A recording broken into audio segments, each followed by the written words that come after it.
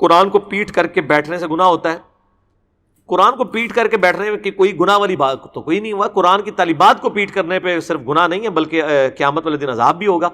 سورۃ الفرقان میں ہے وقال الرسول یا ربی ان قوم اتخذوا هذا القرآن مہجورا. نبی علیہ السلام شکایت کریں گے اللہ میری قوم نے قرآن کو پیٹ کے پیچھے ڈال دیا تھا, اس سے ہجرت اختیار کر لی تھی. یہ پیٹ وہ والا پنجابی والی پیٹ نہیں ہے کہ کنڈ کر لی سی, مراد یہ کہ تعلیمات کو پس پش ڈال دیا تھا.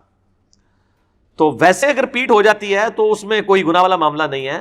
اسی طریقے سے ایک بندہ کرسی پہ بیٹھا ہے, کوئی نیچے لے کے بیٹھا ہے, کوئی گناہ والا معاملہ نہیں, وہ قرآن کے اوپر تو نہیں بیٹھ گیا. ورنہ تو جس کمرے میں آپ قرآن پڑھ رہے ہیں اس کے اوپر کوئی نہیں رہ سکتا, تو یہ تو بڑی مصیبت کھڑی ہو جائے گی. ٹھیک ہے نا جی. تو اس طریقے سے تو معاملات نہیں ہوتے ہیں. اگر آپ نے خود احتیاط کرنی ہو آپ جتنی مرضی کرتے رہیں, لیکن اس کو دین بنا کے پریزنٹ نہ کریں, آپ اس کو اپنی ذاتی احتیاط کریں. وہ کہا کرتے تھے کہ میں آج بھی شاید کہتے ہوں کہ جی میں وہ ایک ان کی ویڈیو آئی کہ وہ جو ہے وہ مطلب ایک گرینری والے پورشن تھا, تو ادھر ایک کھڑے ہیں تو وہ پیچھے جا کے یوں کھڑے ہو گئے ہیں اور وہ کہتے ہیں باپا جانی آپ آگے کیوں نہیں آ رہے؟ انہوں نے کہا جی گنبد کا رنگ سبز ہے تو یہ گھاس بھی سبز ہے تو اس میں پاؤں نہیں رکھ سکتا. تو سارے ہیں سبحان اللہ کتنا بڑا عاشق رسول ہے. تو اسی عاشق رسول سے پوچھیں کہ آپ کی جوتی کا جو تلوا کالے رنگ کا ہے اور آپ کی جرابوں کا کلر جو کالا ہے, تو غلاف کعبہ کالا نہیں ہے, تو کعبے کو تو آپ نے پاؤں کے نیچے روندا ہوا ہے. پھر یہ علم الکلام پھکی اور الزامی جواب ہے. یہ اس طریقے سے کوئی معاملات ہوں گے میرے بھائی.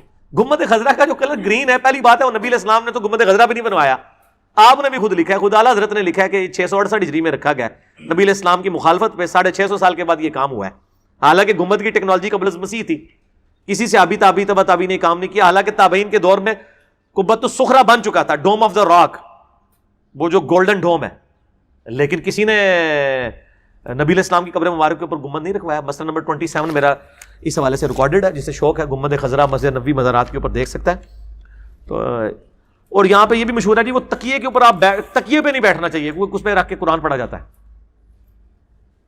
ٹھیک ہے, اس کی فقین کو دیکھیں. سنن ابی داؤد میں ایک حدیث ہے کہ نبی علیہ السلام کو یہودیوں نے ایک مدرسے میں بلایا کوئی زنا کے مقدمے کے فیصلے کے لیے. تو آپ صلی اللہ علیہ وآلہ وسلم نے ان کو تورات منگوائی کہ لاؤ تورات میں سے فیصلہ کرتے ہیں. اور آپ کے ساتھ ایک بندہ تھا جو تورات پڑھ سکتا تھا. آپ علیہ السلام کو تو یعنی وہ عبرانی زبان نہیں آتی تھی, تو انہوں نے آپ کو تکیہ پیش کیا. آپ صلی اللہ علیہ وآلہ وسلم اس تکیے پہ بیٹھ گئے, اور اس کے بعد جب تورات لائی گئی تو آپ صلی اللہ علیہ وسلم نے اپنی پیٹھ کے نیچے سے وہ تکیہ نکالا اور تورات کو اس تکیے پر رکھا اور کہا کہ میں ایمان لایا اس کتاب پر بھی اور اس کتاب کو نازل کرنے والے پر بھی. آپ اندازہ کریں یہاں پہ وہ جعلی روایت مشہور کی ہے کہ حضرت عمر نے وہ تورات کے صفحے پکڑے تھے, نبی علیہ السلام ناراض ہو گئے.